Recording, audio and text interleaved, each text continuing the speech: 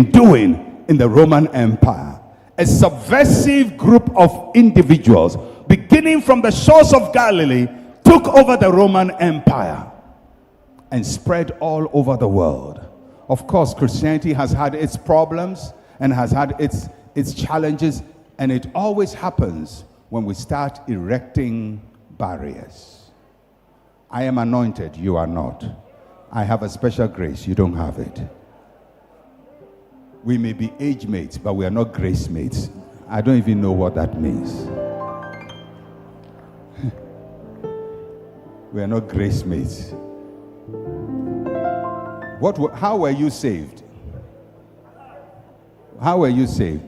By grace. How was I saved? We are grace mates.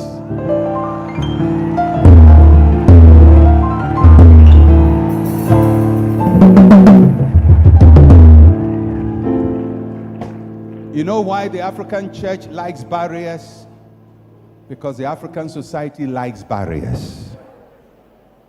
We live in a hierarchical society where power must always be concentrated at the top and hammer down everybody. So we become Christians. And although Christ is building something else, we allow our culture to undermine what Christ is building. And if we don't build the church the way Christ wants it to be built, then we will be like Israel, with great promise, yet going into captivity. Africa is the hope of Christianity in the world. If you study the story of Christianity, at every point, there is one place that preserves everything. At every point. Even Jesus, when he was a baby, at one point he had to go to Egypt and come back. At every point, God will develop a place of refuge for his church. And at this point, our continent is the place of refuge for Christianity. You can preach Christ everywhere in Ghana and you will not be arrested. You can preach on the bus, on the trotro, by the roadside, preach everywhere, and you are fine. You go to some countries now, you can't do that.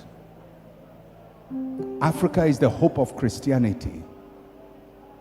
We must build proper Christianity. Because there's too much need and poverty. Our ministry is now becoming need-based. Whilst we minister to people's needs, they must know doctrine. They must know what is right.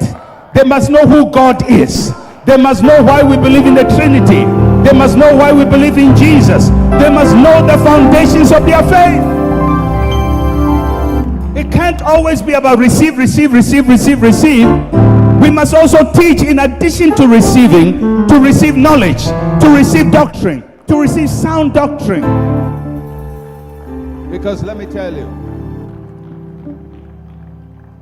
in Africa, we preach